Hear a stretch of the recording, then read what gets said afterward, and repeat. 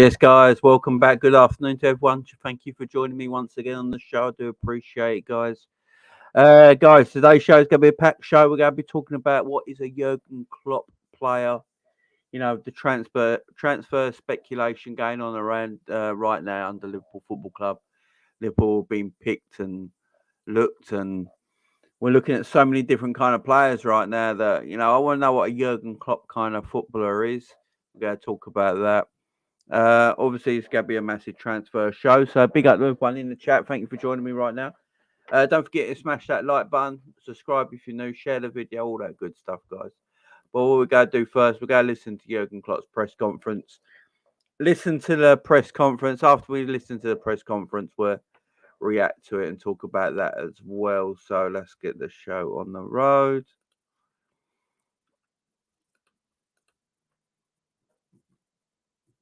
Seven years ago, winning the Premier League title, 3 years ago winning an FA Cup as well. Just wonder what you make of them being in the situation that they are, and obviously with the team that you're facing this weekend now under Dean Smith. What differences do you see between the side you're going to face and the side that played under Brendan Rodgers?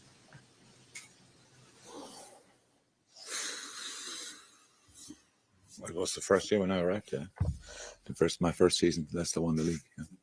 Yeah. Special story, very special story, will stay forever. But yeah, now the situation is obviously completely different. I cannot really and don't want to compare with Brendan's team, Dean Smith's team. So they are in a relegation battle. It's obvious.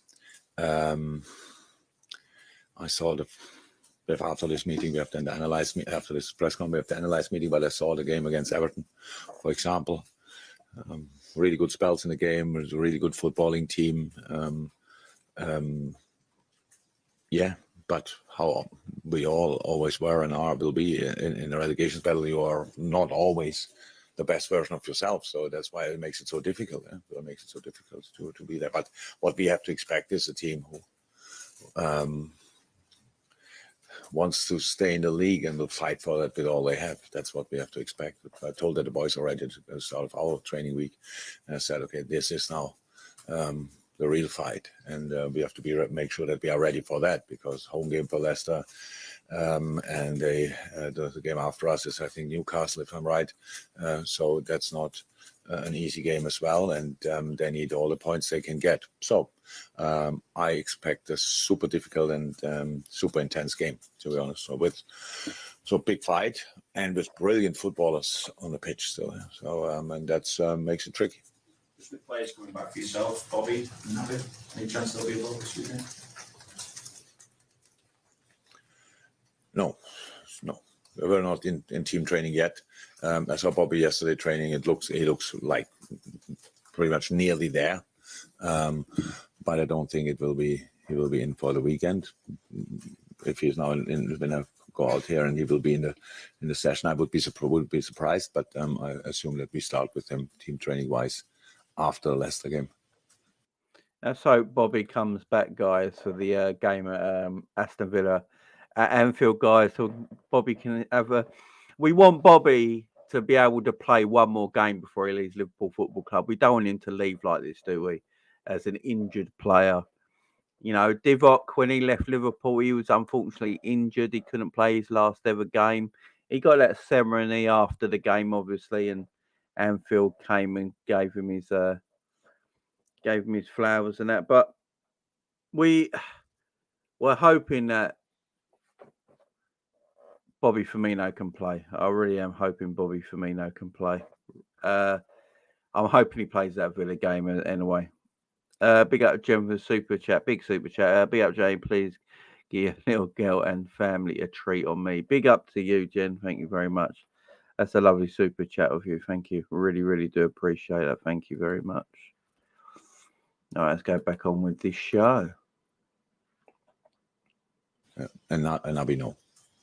I've spoken a bit over the last few weeks about laying foundations to move forward, given the run that you're on at the minute as well. We've also spoken about supplementing the squad with signings in the summer as well. But I think you're of the view, correct me if I'm wrong, that players don't want to join when you haven't got Champions League football. Then you would question whether they are right for the club. So where are you at in terms of finding the players with the right attitude, and how confident are you of landing your number one targets, whether you got Champions League or not? No, it's not about that. It's when I talk to a player and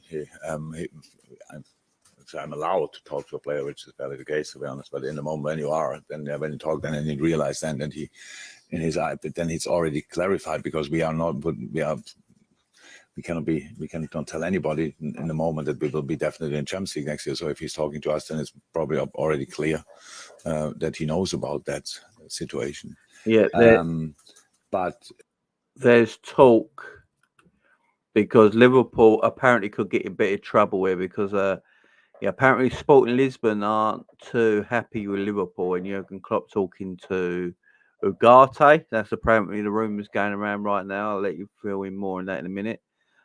Klopp likes to talk to players before we sign them, feel them out, see if they want to come to the club.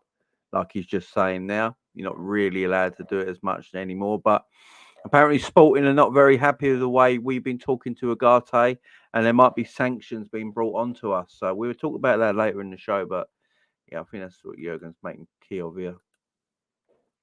It's just a general thing. I think if you join a club, it's not what you want to reach something together with the club and not serving on the wave the club created before. So it's one thing, but it's obvious that we have to fight for being part of the Champions League and fight for trophies and these kind of things. And if you want to be part of that, then you're more than welcome. There's only one thing which we cannot guarantee this year, and this is Champions League football. But all the rest is the same like it was before. It's a fantastic club with a really, really good football team and an even better one, probably, hopefully, next year. So that's it, and that's not so difficult.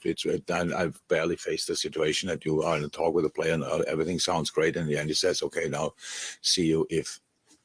So that happens not really often. Still Liverpool. So, and that means it will be really attractive for a lot of players, and should not forget that. And that's. Yeah, exactly. Big up Wolf FI with the super chat, £5 super chat. Big up Wolf FI. Been a while, my friend. Been a while. Hope you're doing really well. Big up on the super chat again. Much love. Hope you've been good, my friend. Hope you've been good. It's been a while. Let's carry on there. That's why I'm not concerned about that fact. Of course, everything is more difficult without Champions League. That's how it is, especially in the long term. So we should not do these kind of things more often. But apart from that, it's absolutely okay, the situation we are in from a talking point of view and from a convincing point of view. I'm just wondering what you feel the main reason for the turnaround in results has been for Liverpool. Is it a particular game or incident that sparked this run of form? Good results? We spoke about that quite frequently. About that, we tried to give ourselves the chance for a fresh start with a lot of different things, maybe the different football things. Had kind of a new start. We agreed on that in the week.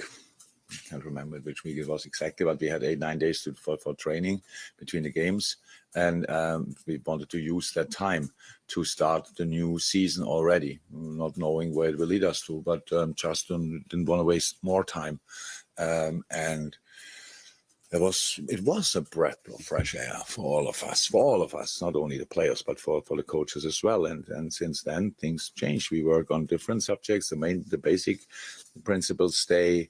It's about intensity. It's about counter pressing. It's about generally intensive football, these kind of things. But we want to control the game differently. We want to protect our game differently in different formation. We want to build up differently. So there's so many things that are different, and it's really, to be honest, it's really good fun for us. So to think about it, to work on it, to create something new for us, and that's what we did. And then the results came in. That's for sure no complete coincidence, but we know that we needed luck in moments as well. Luck we maybe didn't have in other games before, but now we are in the situation we are in, and now we have 3 more games to play, and it's still the same. We already prepared the next season, but knowing that this season is a lot to play for, and that's exactly what we do. So sometimes you need to change big things to get a turnaround. Most of the time, it's only little things, but sometimes you have to change big things. And I think after when the coach is in for 7.5 years, That's pretty rare.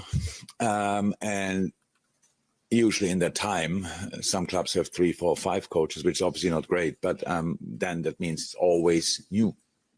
Oh, we were really successful until last year with a specific way. It's not that we did always the same stuff, but it was a way of play which we knew about, that it's successful and works out for us. And all of a sudden it didn't work out for us anymore. It was always clear that we have to change things, but that was then at least one good thing of the season, that there were a good reason to change things. Imagine we would have changed everything after we won nearly 4 trophies in the start of the new seasons, and then we play bad. That would have been really tricky. And that's why sometimes you need these kind of moments, and we needed it, obviously, and change it. How I said, when the coach is in that long, you have to change things anyway, and in the right moment. And that's why I said, I think we caught the right moment, maybe for this season a bit late. We will see that, but in general, I think it was the right moment.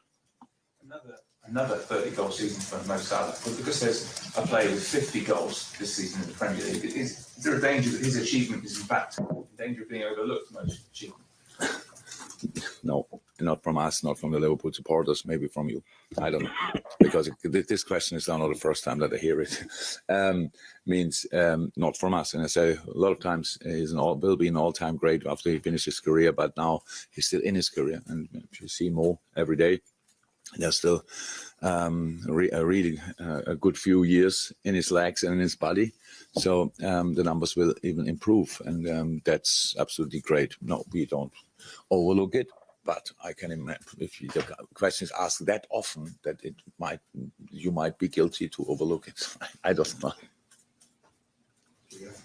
Yeah, just a couple of things. A few weeks ago, when you had like a period of time before the next game, so you had like a full week before the next fixture, you were saying how much you enjoyed the coaching and maybe prefer it more than managing full time. What do you enjoy about the coaching the most? Because I know also you're a manager, but it gives you that time to go out and coach as well. Yeah, that's the same now. Yeah. What do you mean with I'm a manager?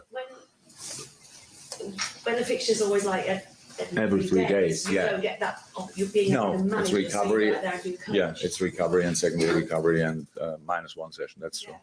Yeah, I enjoy these periods much more, of course. That's true. And we have that now again. That's how it is. And that's working with the players, improving together, making clear what we want to do and put that into sessions. Yes, I enjoy a lot. That's true. It was always the same. But you cannot. If I wanted that for my whole career, I would have been even minds played from time to time international football. So then I have to go to somewhere where definitely is no international football, and you have always a full week to train, and that's not what I want as well. So it's all fine. I love the rhythm with the three games a week, but from time to time it makes massively sense. But we don't open that box now. But as we spoke a lot about. That we in general don't have enough time to train with the boys, that we play all the time, and that there must be a change with the schedules. That was obviously not our subject this season, because we left quite all the other competitions pretty early. But in a successful season, it's brutal. It's brutal. So, but when you have it, you have to use it, and that's what we try. Now we have time again. And that's what we try to use, obviously. And I want to see that we train the full week together. I want to see that in the next week. I want to see little changes. I want to see improvement. That's true. And for that, we have to do the right stuff in training. And so far this week, I'm pretty confident we did that. That doesn't mean we will just fly over the Leicester team, stuff like this. No, we have to be ready for a proper fight. But in decisive moments, we need to have common solutions, and that's what we are working on. And do you feel the run of form that you're on right now, you were sort of alluded to it just a bit earlier, does this set the tone then for next season? Yeah, must. It's a must. Look, when you just play a bad season, what we did until a few weeks ago, with some highlights, but which makes it even a bit more difficult to understand, really. It makes you even more angry when you think about it. We can play like this, we can play like that, but most of the time we played like that. So that's really not cool. So this period is super important for us because it gives us all a massive hint how how it could look. And we all know we are early stages. We have to improve. We have to train a lot, work a lot, and to make things more natural and more clear for the boys what we want exactly. That's all true. And that's why it's so important that we started it early and not have to play a season, end up on position 10 or 11. And from the first day, we have to prove that we have everything changed, because we have a preseason, but then the season starts and everything needs then time to be really, that we really can use it in the most difficult competition in the world, in the Premier League. And that's what we will see. But that everybody knows already, we go in the right direction is really helpful. Yeah, what do you think have been the key factors in you being able to rebuild Liverpool's resilience in the away games recently? Even Leeds, that was 6-1 at one point, there were moments of struggle. Away at West Ham, you were trailing. Not that long ago, heavy defeats at Wolves and Brighton where Liverpool folded. Well, that's because it was the way we just played extremely bad. I would say that's maybe somebody will tell me that was because we played away. I don't think so. It was just a few really bad football games from our side. We never got grip of the game, never. So our away record is still not brilliant for this season. I think we are, I'm not sure, third or fourth in the home table and somewhere in the away table, so it's still not great. So that's, of course, something. But we had that discussion years ago, I think very early when I came here, that at home we created something like a fortress again, but then we were still not, we were not a top 6 or top 4 team that time. And we realized it's not that difficult. The difference is not as big as we might think, but there is a difference, and we have to make sure that we are ready for that as well. That Anfield is a massive help and boost in a lot of moments. It's no secret, and we don't have that, but we have 3,000, 4,000, 5,000 people away, and they are completely mad. They are completely on their toes for the whole 95 minutes. And maybe some of them don't see us every week and have to travel a lot or are from the area where we are playing. So they are really excited, and I love that. I love the way atmosphere these people create. So it's not about that. We just were not consistent enough. So we needed too much help from the outside in moments this season, and didn't use it then always. That's why we are in the position we are. So, but again, we play a really bad season. I think everybody in this room agrees. And now we have 62 points. So it's strange. There is still quality in the boys, in us. And I'm really happy that we could show up a little bit. Wherever it will end up, it's really not about that. I know everybody wants to go now to Champions League. I understand it 100%. I want. It's just not really likely. That's the situation we created. But to show up and show again that we are able to do special things, I'm really happy about. And winning 6 games in a row is special. And if it would be easy, we would have done it much more often. Other teams would have done it much more often.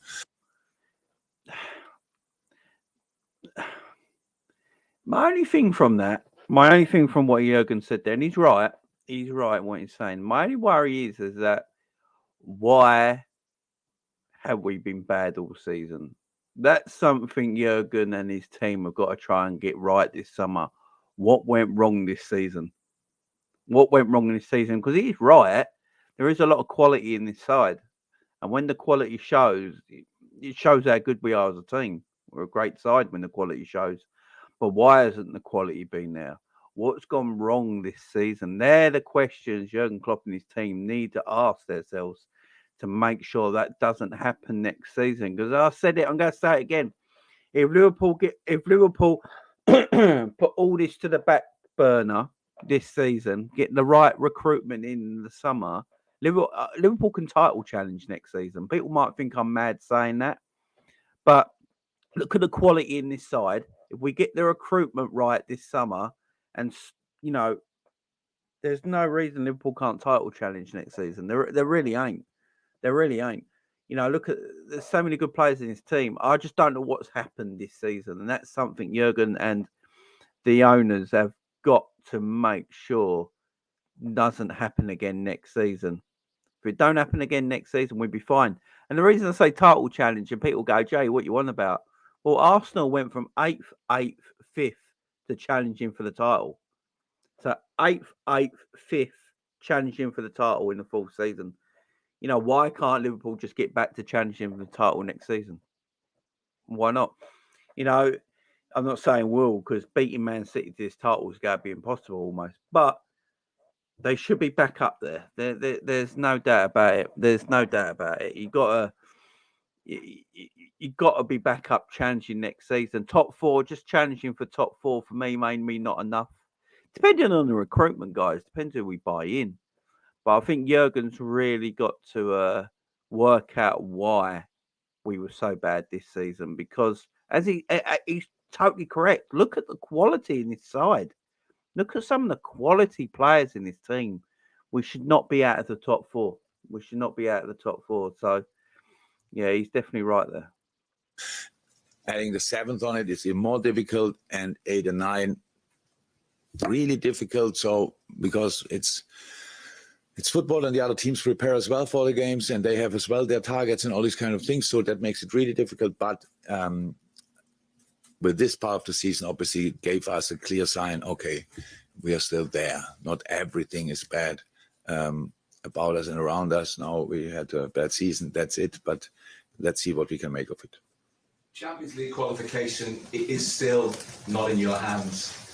A few weeks ago, it looked a million miles away. But how much in the final 3 games are you and the players informed by what happened at the new camp when you came away and you said, beaten 3-0. If it wasn't this group, I'd say we were out. And then there was the miracle at Anfield, and also Alisson's header against West Brom when it was a similar situation, European qualification. How much does that inform what you and the players do? Look, it's not that we mention it, but everybody who was involved in these moments will never forget it in our entire lives. That's how it is, and that means it's part of us, and that's why, yeah, you are right. There are. We were around when miracles happened. That's true.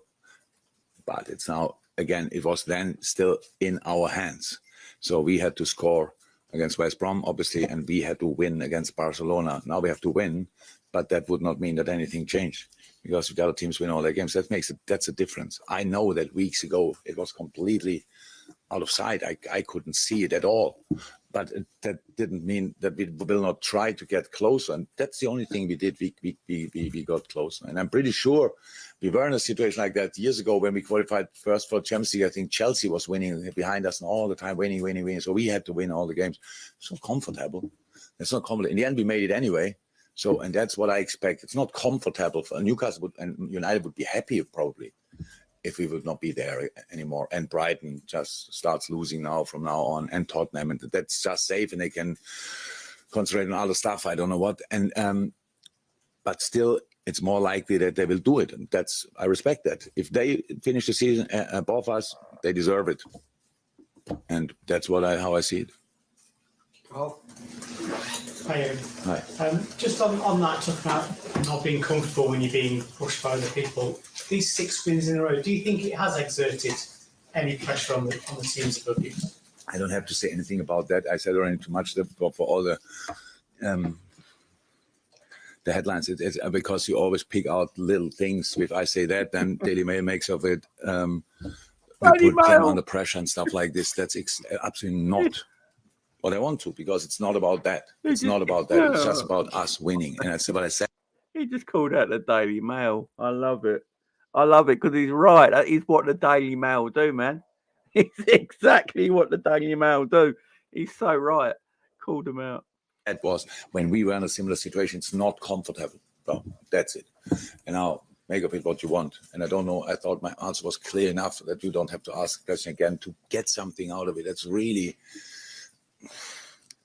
yeah, not too cool. Thanks. Any more, Joe? Oh, we're still the embargo. We've gone to the embargo section. Is for Sunday this week. They wanted the embargo section. That's when all the juicy stuff happens. For some reason, they're not allowed to answer the juicy questions before embargo. I don't know why, but it's just the way it is. Right. So yeah, not a lot of coming out of that press conference. Nice to see, though. I like doing these press conferences, reaction. So I know that happened quite early this morning, like 9:30 or something this morning, but I I haven't seen it yet, so I like watching it live with you guys. So yeah, obviously the Bobby Firmino thing. Hopefully he comes back and he can play one more game before he leaves Liverpool Football Club. That'd be great. The quality in our side is obviously there. That is something Jürgen Klopp and his team have really got to look at next season and go, why were we so bad this season? What happened this season? What did we get wrong? And recruitment has got to be right this summer. And I do literally think if you put all them together, Liverpool will be back next season. There's no there's no doubt about that. And people might think I'm mad, but look, if Liverpool finish fourth somehow this season, how bad we've been. So if we now look where we are in the league right now. So we're fifth in the Premier League right now. We won 6 games in a row. If Liverpool somehow finished in the top 4, say Man United ballsed it up big time, yeah, I doubt it's going to happen, but say they ballsed it up big time, and Liverpool somehow managed to finish in the top 4, being this bad all season, this bad, we should be nowhere near 4th place. We should not even be nowhere near 5th place. That's how bad we've been this season.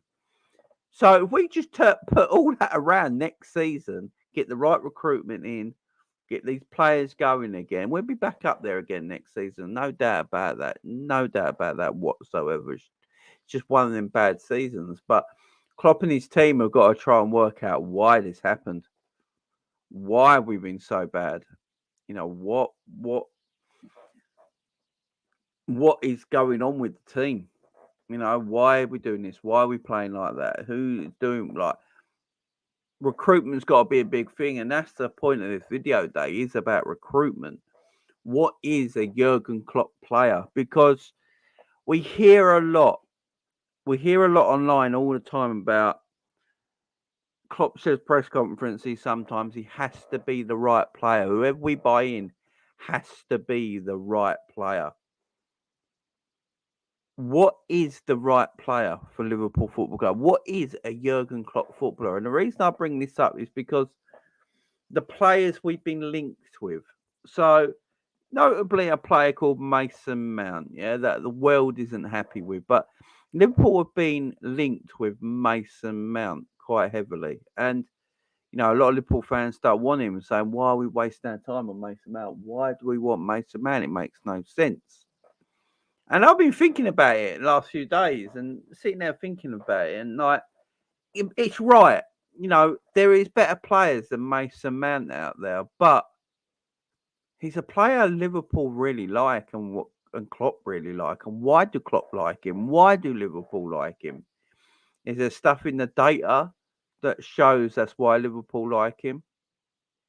You know, is there stuff in the data that go, right, this, what we're seeing in the data works into your system, and this player in your system will do massive things.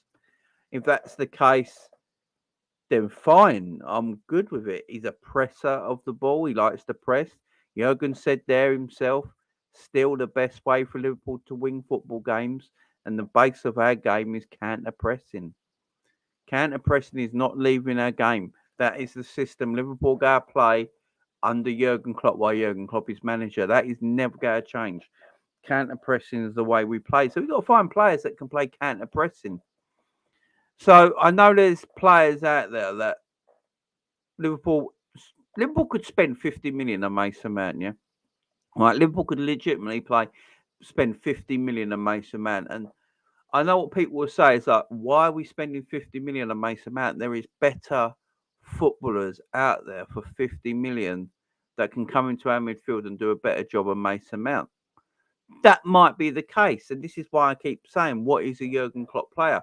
Does Jürgen Klopp think he needs these superstar footballers to come into our midfield? Or has Jürgen Klopp got an idea of players that he wants that fits a system that he can get into his team that do a job? Remember, we won the Premier League and Champions League with a midfielder Fabinho, Gini Wijnaldum, James Milner, Jordan Henderson, Naby Keita, Oxlade-Chamberlain.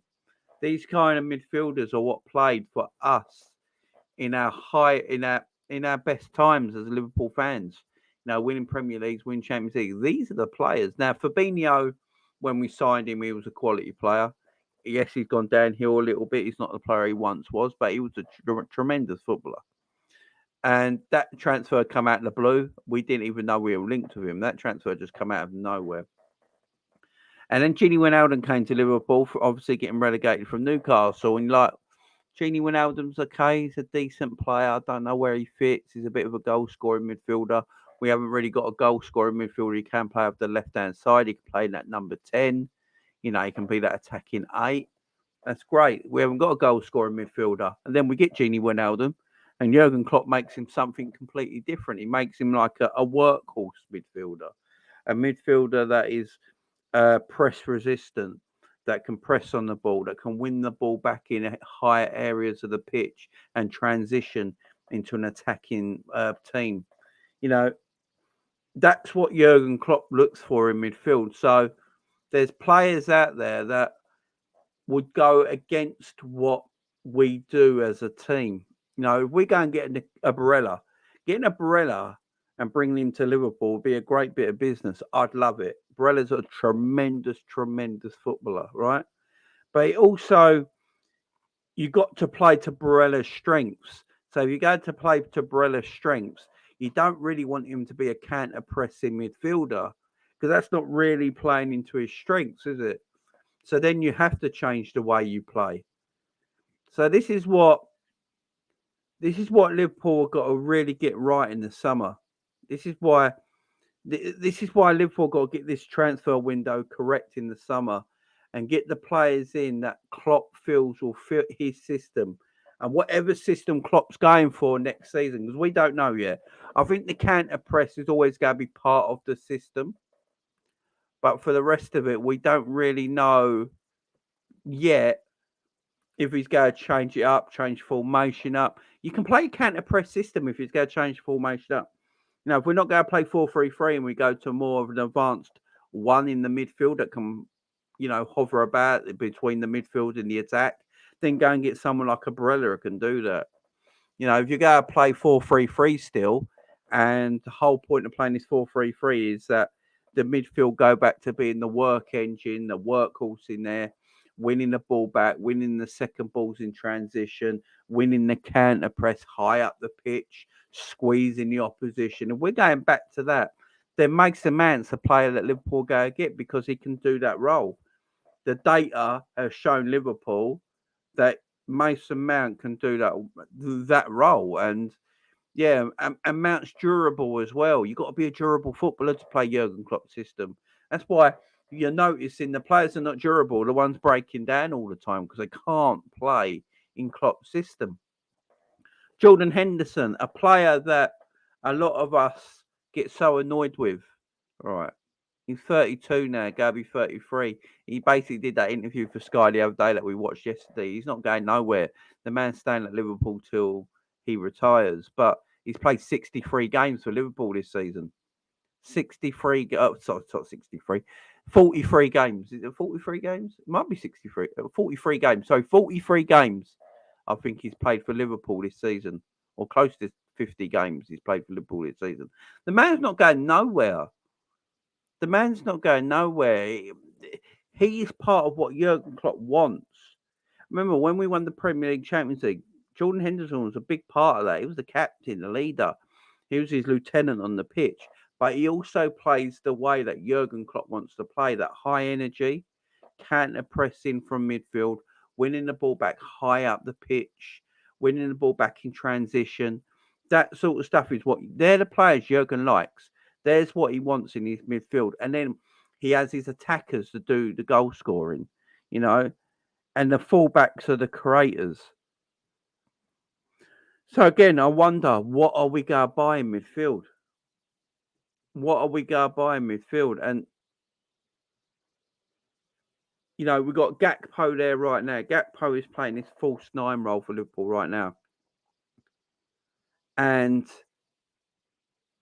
Gakpo playing that false 9 role suits the way we play as a club right now.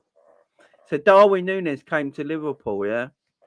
And I watched Darwin Núñez. I think Darwin Núñez has done okay this season. Still a lot to learn and a lot to grow and, you know, got to mature a bit and learn the game. But I see a player there. I just don't know if Darwin Núñez is a Jürgen Klopp kind of footballer, if that makes sense. Because I don't see any proof in it. I don't see anything from when I watch Darwin Núñez play to the whole time Jürgen Klopp's been at Liverpool. He doesn't suit what Jürgen Klopp wants to do at Liverpool Football Club. So there's again a player that Darwin Núñez has been okay. As I said, he's still got a lot to learn. Can he get better? Can he play the way Jürgen Klopp wants to play?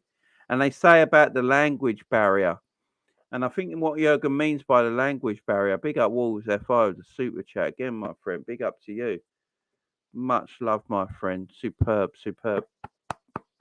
Much love, much love. Darwin Núñez, can he make it at Liverpool? Yes. But does he have to play to the way Jürgen Klopp wants his team to play? That's the barrier that Darwin needs to get to. Darwin Núñez needs to get to that barrier where he has to play the Jürgen Klopp way.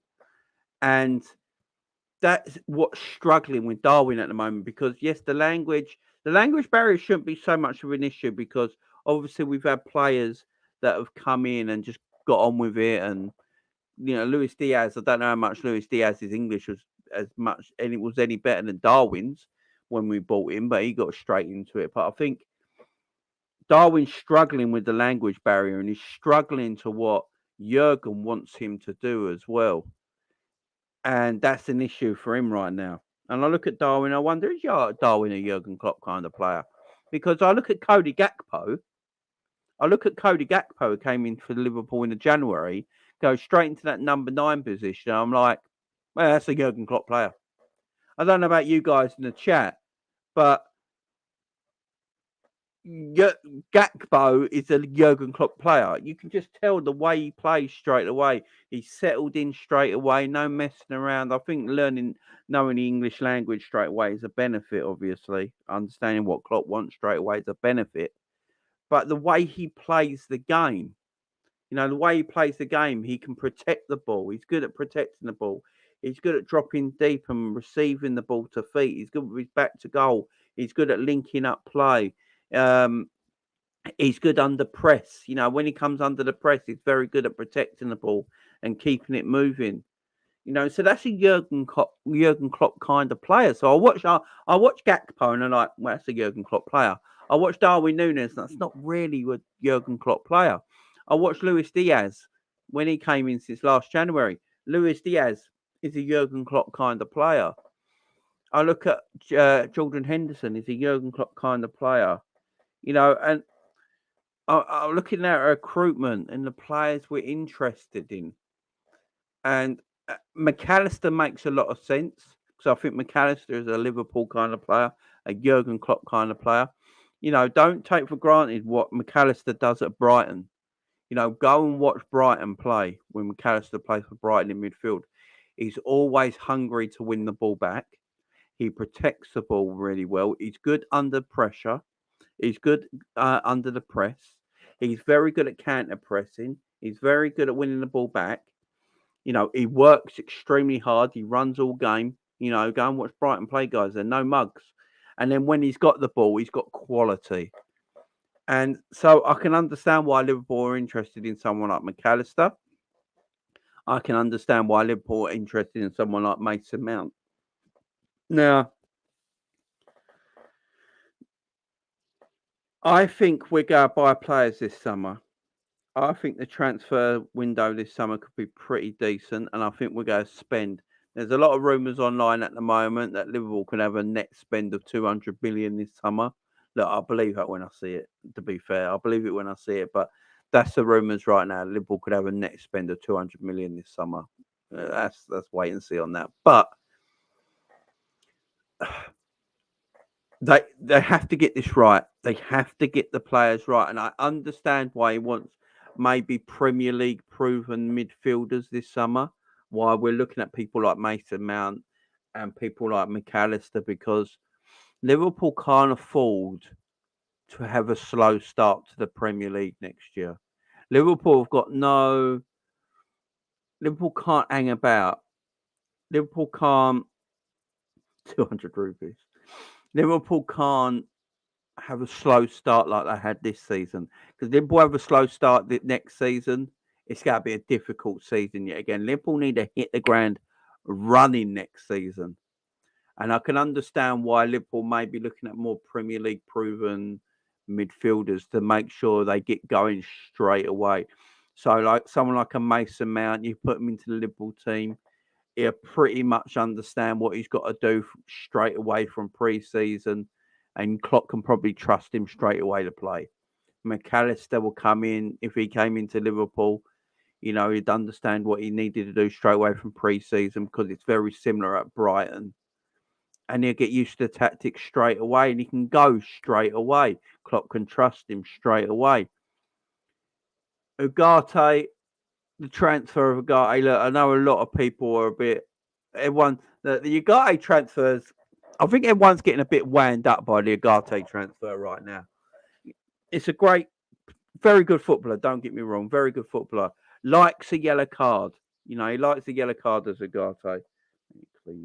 He does like a yellow card as Ugarte, but I don't mind that in a DM. If I want that kind of DM, that's going to be that aggressive DM that, you know, smashes into people and stuff like that. I want that kind of defensive midfielder.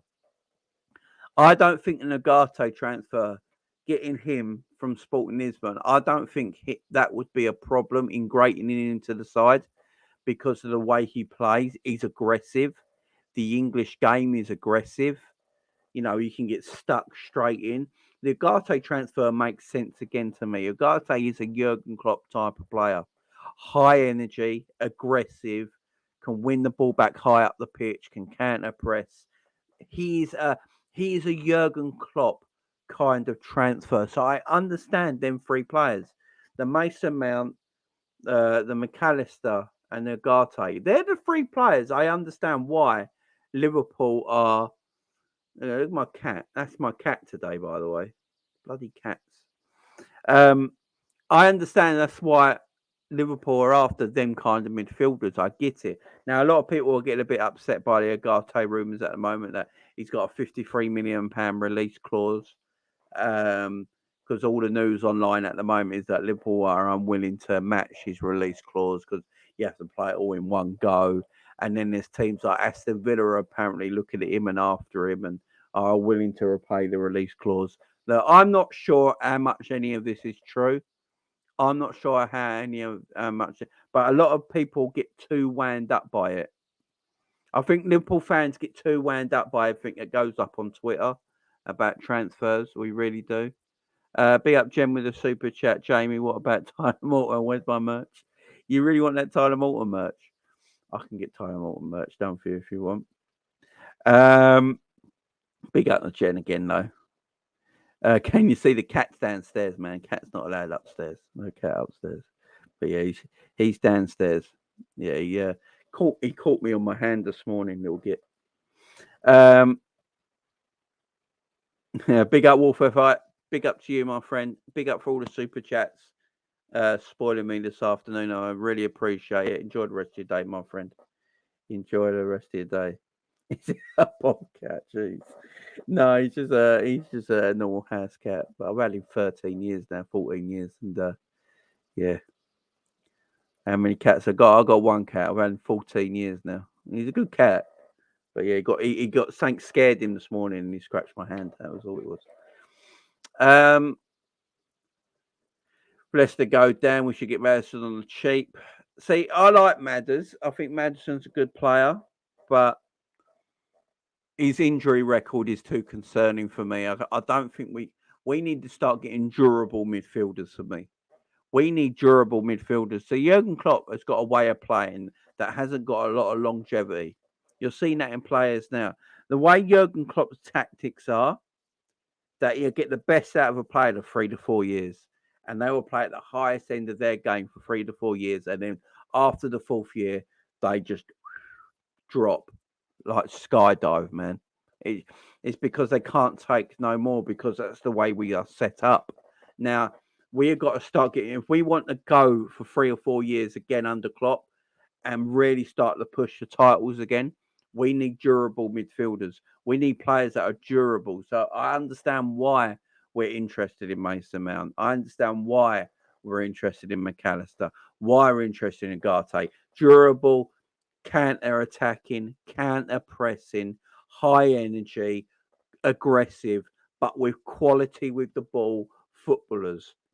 And it makes all the sense in the world why we were after these 3 players. I wouldn't mind Mason Mount coming. I'm saying right now, I know a lot of Liverpool fans might not like it, but I understand the reason. I understand the reason why Liverpool are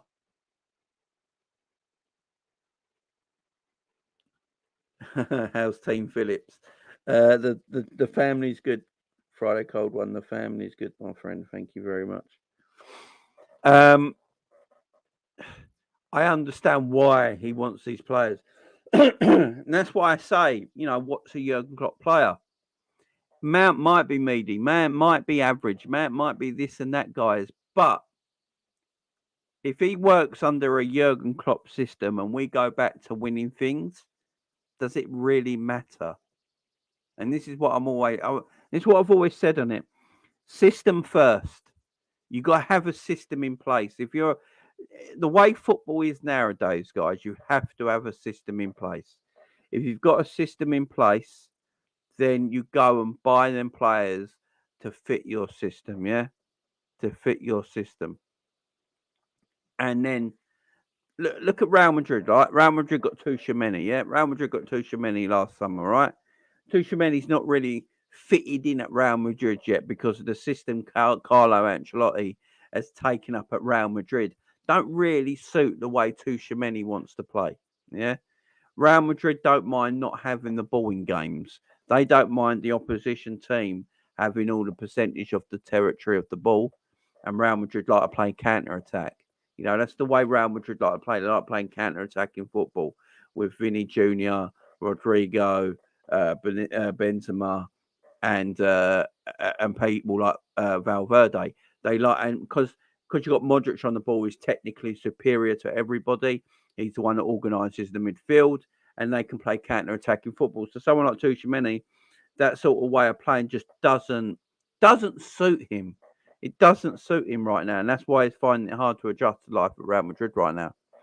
And the Tuchemeni thing, bringing up Tuchemeni as well, is that Tuchemeni, Liverpool apparently is still interested in Tuchemeni. Now, there's rumours, obviously, that Jude Bellingham's going to go to Real Madrid. If Jude Bellingham goes to Real Madrid, for me, Real Madrid have got to let a midfielder leave. Now, Modric and Kroos are signing new 1-year extensions. So Kroos and Modric are going to still be there next season. Then you've got Camavinga, Valverde, and Tuchemeni, yeah? And then if they go by Jude Bellingham on top of that, their midfield's pretty stacked.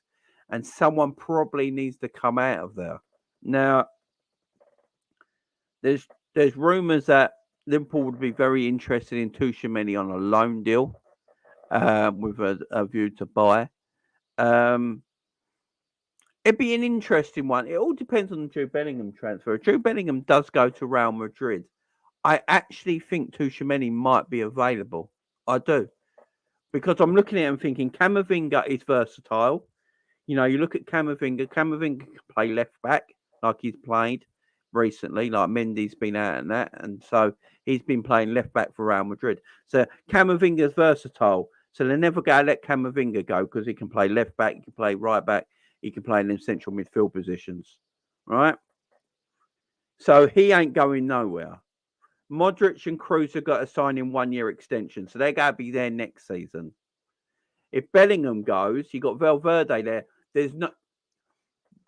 I can see a world where Tuchemeni might be able to go on loan for a year and then with a view to signing him because right now, he's the man who's not really got a place at this Real Madrid team. As I say, Camavinga's versatile. He can play in the midfield areas. He can play left back. They're never going to let him go, right?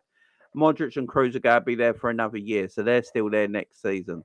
Valverde obviously is going nowhere. He's the star of their team, pretty much. You know, and then if they get Jude Bellingham's not getting bought to sit on the sidelines, guys. They're not spending over £100 million for Jude Bellingham to sit on the sidelines. Jude Bellingham's going there to play. You know, Camavinga went there for 20 odd million. He's a player that didn't need to play straight away. Jude Bellingham is going to go to Real Madrid for probably around 120 to 130 million pounds. He is playing straight away. So when I look at Real Madrid's midfield, the player that doesn't fit if Jude goes is Tchouaméni. He is Tchouaméni. He's the only one. Think about it. Camavinga is versatile because he can play fullback, so they're not going to let him go. Valverde ain't going nowhere. Modric and Kroos ain't going nowhere.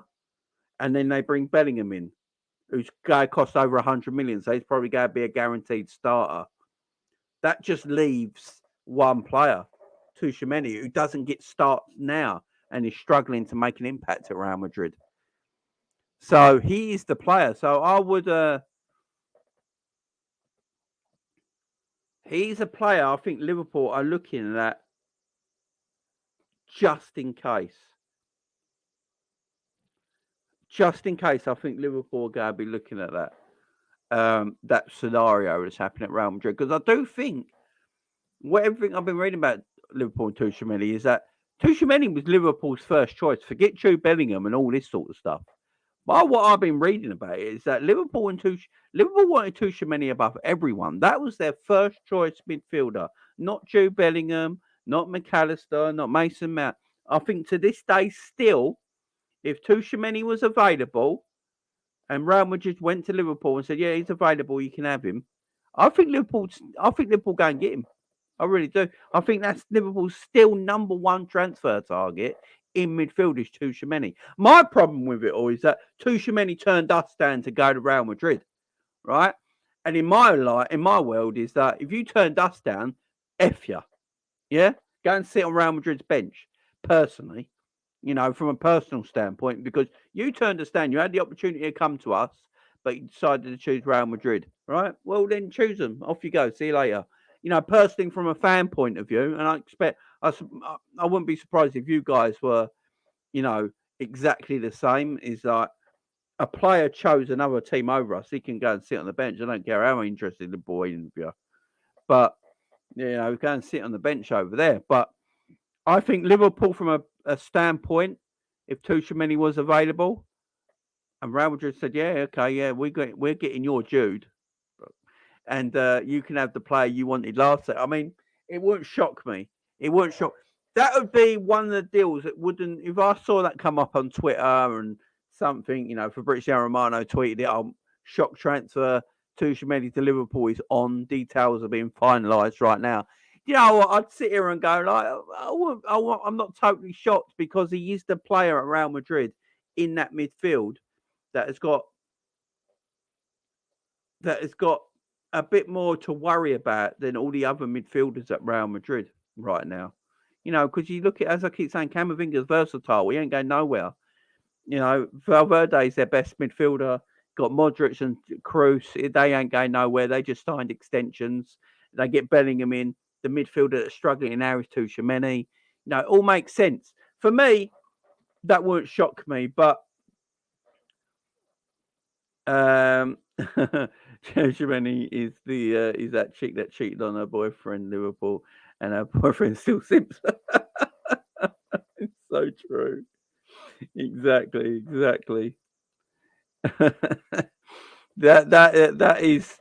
That wouldn't shock me if that deal happens. You know, I think Liverpool are very, very because I was wondering because like you guys, I saw the news about Ugarte yesterday, right? I saw the news about Ugarte yesterday that Liverpool they're looking at Ugarte, they're talking to Ugarte, they've spoken to Ugarte. I think there's proof out there now that Liverpool has spoken to Ugarte because Sporting Lisbon have come out and said they're very annoyed with Liverpool talking to Ugarte because Ugarte's agent has been coming out and saying things. And the only reason he would say that if he's had proof that Liverpool has spoken to him. So there must be something there where Liverpool have actually spoken to Ugarte and his agent and his representation at Sporting Lisbon, yeah? So there's obviously must be some kind of truth there. Sporting Lisbon are now getting a bit irritated by it, and they're saying if it carries on, they might put injunctions against Liverpool for speaking to their player. Now, this has happened before to Liverpool, obviously with Virgil van Dijk, when we went too far and Southampton put injunctions against us about talking to their player, and we all know what happened in the end. But so Liverpool got previous to this. Klopp just said it in his press conference as well. He likes talking to players before we go and buy them, to see where their head's at. They're asking me in the press conference earlier, like, finishing out of Champions League places, will that stop you buying players that you want on your list? And he's like, no, because we've been talking to players and, and they know the situation. So no, it don't concern them. So we know Liverpool are definitely talking to players, but I don't know. I think this happens everywhere. Every club talks to players. It's just a fact of the matter. It's just how far you go with it. So the Garte thing, and then the news come out yesterday that Liverpool might be unwilling to match the £42 million release clause for Garte. And then the Aston Villa news came out, obviously, about Aston Villa are interested. They are happy to meet the release clause for Garte and blah, blah, blah. And also Tottenham Hotspur want a proper midfielder because they bought shambolic midfielders in the summer, but told us they won the transfer war. And they need a proper player next summer. So they'll be interested in the Garte deal. And then I hear the Tuchemeni news, what I've been talking about today as well. And I'm trying to put 2 and 2 together and going, Liverpool, I think, have got their eyes on what happens at Real Madrid. I think Liverpool are looking at Real Madrid and thinking, right, if Jude Bellingham goes to Real Madrid, we might go back in for Tuchemeni, right? And I can understand it.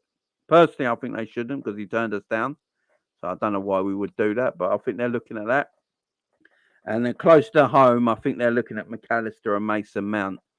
And again, as I keep saying, people might not like these transfers, but if they suit Jürgen Klopp's way of playing and we're better for it, and we've got more durable midfielders that can counter press, that can win the ball back in transition, that are good under the pressure, that can press as well, then they'll do a job for our football team and we'll get back to winning things, guys.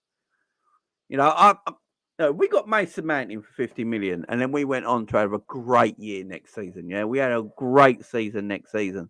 Would everyone come back and apologise? Will everyone go hiding? That's what I want to know. Because sometimes we buy, there's players teams buy that they just don't fancy. Like the fan base just don't like. No, we're above that kind of player. We're above that kind of player. We're now at this stage of our career, in our cycle. We don't need that kind of player no more. But then that player succeeds for your football team, and you're like, do you know what I mean? It's an interesting one. It's an interesting. Be up, Batman, in the chat. How you doing, mate? It's definitely an interesting one. Look, who's going to be I think Agarte, I would love Agarte at Liverpool. I think we need to start looking at a new DM. Fabinho, I've been saying it for about 18 months now that Fabinho's on his way out. I said it last season when Liverpool were going for a quadruple and everyone started getting on at me and I went, no, there's something not right with Fabinho. And it's gone into this season and Fabinho's been dog crap. I know people think Fabinho's been better lately, right? Again, because I can see a lot of people talk about Fabinho. Oh, he's been better lately. Fabinho looks a lot better lately. And I keep saying Fabinho will sometimes look decent because all the play is in front of him. When Fabinho has got all the play in front of him and no one's countering our midfield, if we're not playing a team that don't press our midfield, Fabinho's always going to look decent. And that's what's happened the last few weeks. Fabinho's looked decent because none of them teams we played have really pressed our midfield and gone at us and put us under immense pressure and immense, and stuff like that. All the plays been in front of Fabinho, so he's looked a lot better. I'm still not thinking that Fabinho's back. I think there's still things to worry about in Fabinho's game. Obviously, when Fabinho's got time and space on the ball and he isn't being pressed and all that, he looks like a wonderful footballer because he is a wonderful footballer. But when he gets back, when we get back into it next season and teams start pressing out midfield again and teams have got high energy, don't forget we're coming to the end of the season when a lot of players' legs are very tired now, and Fabinho's starting to look a little bit better.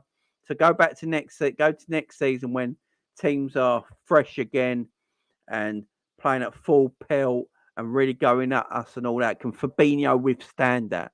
Can Fabinho withstand that torture again? Or is he going to look like the old man he's looked like all season? That's my worry. That is my worry with Fabinho. So I think Trent helps as well. The Trent positioning helps for Fabinho. You know, Trent's coming in from that right back position, coming inside and playing alongside Fabinho. I think that helps as well. But I've always said with my DM, I've always said with Fabinho is that I don't want Fabinho to be carried. You know, I don't want my DM to be carried into games to look better. I want my DM to be the one that controls our midfield, the one who takes over our midfield. I look at Rodri at Man City, yeah? I look at Rodri at Man City. For me, Rodri is the best defensive midfielder in world football, yeah? And I look at him and go, he doesn't need to be carried, you know? Gundogan and De Bruyne, they can go off and do their thing in midfield with knowledge that Rodri's behind them, yeah? They don't need to carry Rodri. And that's my worry about Fabinho. Fabinho back in the day when we got Fabinho the first time round, we didn't have to worry about Fabinho. You know, everyone could go and Genie could go and do his thing, Henderson could go and do his thing. Everyone could go and do their thing, yeah, knowing that Fabinho's back there, he'll mop up. He was one of the best DMs in world football, no doubt about it. But right now he's struggling, and I just hope, you know, we don't think that Fabinho's back, and we don't go and look for a DM. I do think we need a DM to come in to eventually replace Fabinho, and getting Ugarte now makes a lot of sense because he's young and he can come into the team, you know, and eventually take over for the Fabinho role. You know, we need to. That's how we should be doing transfers. You know, not waiting until it's too late. But yeah, DMs, man, they're hard to find. Rodri for me is the best at it, and you know, we need a mid DM like that in our team, in my opinion. Hendo, I don't think should play as much next season. Hendo's not going nowhere. We've just listened to the Hendo interview. You know, he's not going nowhere. He's got 2 or 3 years left in his contract. He's going to retire at Liverpool, like I keep saying. The man's not going nowhere. So what we got to do is just get rid of that thing in our heads. Henderson staying at Liverpool. We need to then get players to come in that can take Hendo's spot. So McAllister straight away will play in the right-hand side number 8 position. He will take Hendo's spot immediately. Hendo will be a bit part player next season because someone like McAllister comes in, takes his spot.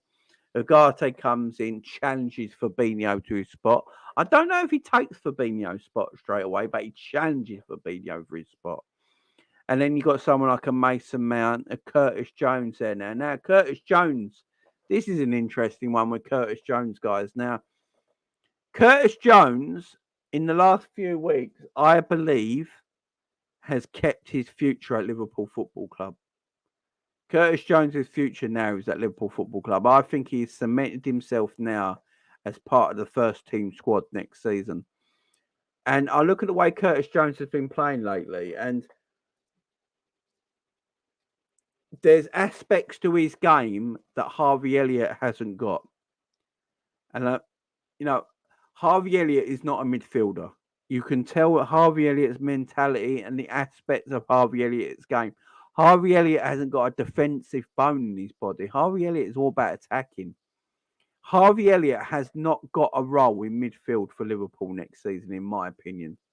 He hasn't got what Curtis has got. Curtis is good under the press. Curtis Jones is very good at pressing the ball.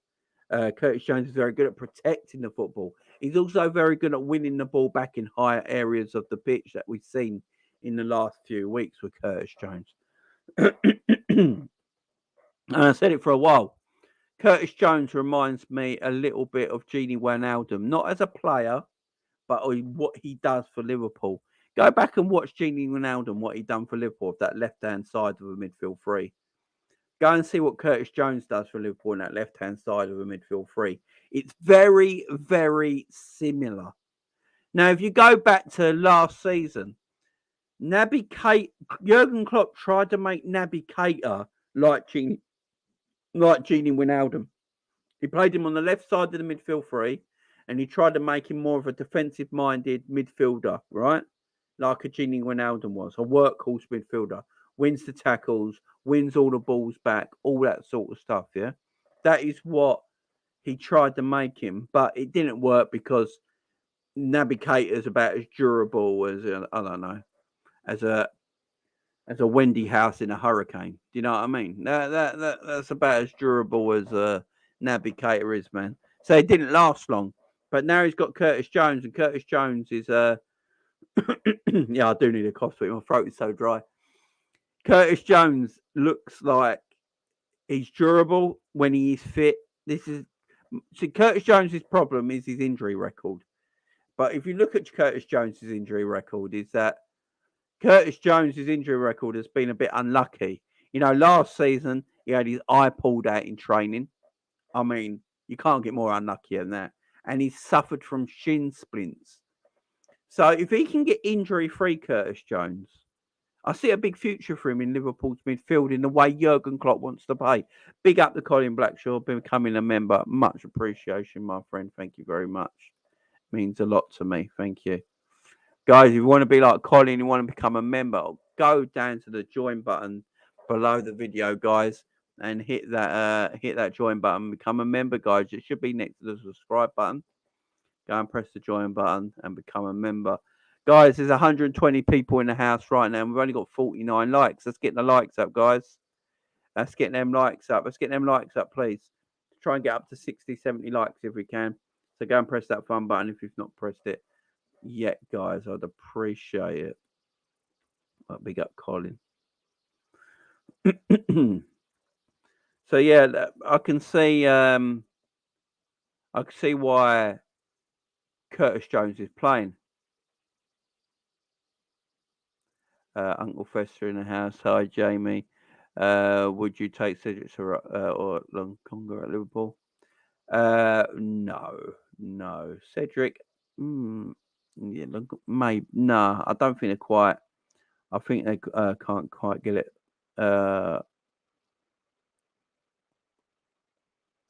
If Curtis stays fit, he's a great midfielder for years. Yeah, he's a great option. He's a great option. Curtis Jones, great option. He surpassed Harvey Elliott for me, and I like Harvey Elliott. I just think Harvey Elliott needs to play in the forward line. So I think Harvey Elliott's job next season is being Mo Salah's number 2. Or I think that's what Harvey Elliott is next year. I think Harvey Elliott is back up for Mo Salah on the right wing. You know, I think Mo will play most of the games, and Harvey will be like his substitute. He'll come on for 20 minutes here, half hour here, play cup games, League Cup games. Yeah, if you're in Europa League, he'll play the Europa League games. All that sort of stuff. He'll be the backup right winger for me. Because he hasn't got what Curtis Jones has got in midfield. There's no way. There's no doubt about it. So Curtis Jones is there. So if I look at Liverpool's midfield possibilities next season, you've got Curtis Jones, Henderson, Fabinho, Thiago, and then we need new players. So McAllister, I'm hoping, fingers crossed, I'd love that transfer. Ugarte and Mason Mount. That'll probably be Liverpool's midfield next season. A lot of versatility there, a lot of durability there. You know, Thiago's another player we're going to have a chat about as well, because I'm worried what we're going to do with Thiago. Look, he's had surgery. I think we've all seen that video of him coming out of the hospital in Barcelona. So he's had surgery on his hip. Apparently, his hip issue has been an issue for 12 months now with Thiago. But Thiago and the club have not decided not to go under the knife and try and just do physical therapy to get him back. But he needed to go under the knife eventually. So hopefully, fingers crossed, this hip issue that Thiago's had now for a year will be at the end of it, and we can get a bit more of a fit Thiago next season. And don't forget Stefan Bajcetic either. You know, Thiago, can you imagine a midfielder of Ugarte, Thiago, and Alec McAllister? You know, imagine that midfielder: Garte at DM, McAllister and Thiago.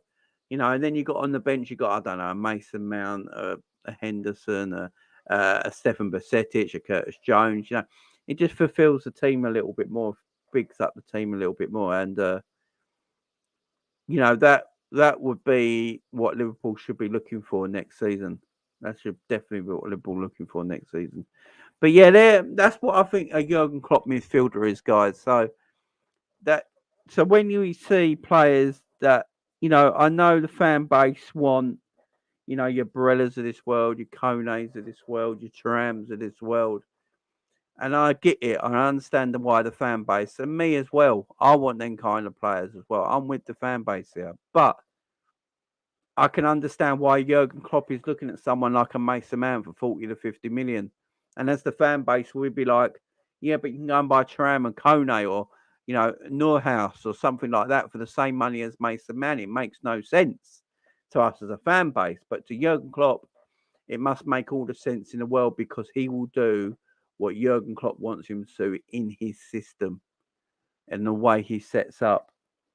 So the summer transfer window's going to be watching, and it's going to be interesting to watch the summer transfer window. I'm hoping that Liverpool do the right thing this summer and just get the players Jurgen Klopp wants. It might not be the players the fan base wants. Remember, Jurgen Klopp did a press conference a couple of weeks back when he said the summer transfer window might upset people in the fan base because they're not the players that the fans want. I think that tells us a lot about the summer transfer window we're going to have. So, yeah, look, if it works, I don't care. At the end of the day, guys, yeah, people might not like Mason Mount, but if Mason Mount comes to Liverpool and it works, does it really matter? Does it really matter at the end of the day if we like him or not? If it works and he does a job and Liverpool get back to winning things and he's part of the reason, then it's worked and it's done its job, guys. So, you know, that's all I say on the subject, guys. But big up to everyone joining me today. Thank you very much, everyone joining me. Don't forget to go and smash that like button, guys, before you leave. Hit that subscribe button as well if you're not subscribed already. There'll be more shows coming. So what I'm doing, guys, so obviously my daughter Penny has got to have a little mini surgery on Monday. So everyone knows about Penny's story and Penny's situation. Every 6 months she has to have a little surgery because she's got growth rods in her back, and they have to basically move her rods in her back, in her spine, as she grows. So she has to go under the knife to have that done. So they have to do that surgery every 6 months. So she's going in surgery on Monday for that. But my wife and my daughter have to go to the hospital 24 hours beforehand. So they will be there Sunday. So they will be there Sunday, Monday, and hopefully they're coming home Tuesday afternoon. Fingers crossed. So hopefully I can have a video out Tuesday night. If not, it'll be on Wednesday and the rest of the week. So there won't be no watch along for the Leicester game on Monday, unfortunately, guys, because of that situation.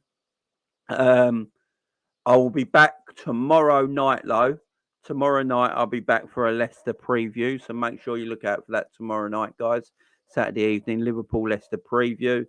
And then I might not be able to go live again till Wednesday. So there might be a bit of a gap.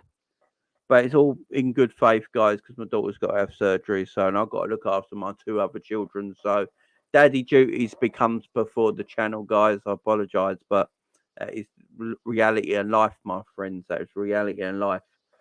But guys, I'll be back soon. I'll be back tomorrow night. Enjoy the rest of your day, guys. Thank you very much for joining me today. And enjoy your weekend. If I don't see you tomorrow night for the video, enjoy your weekend. God bless. See you soon. Bye-bye.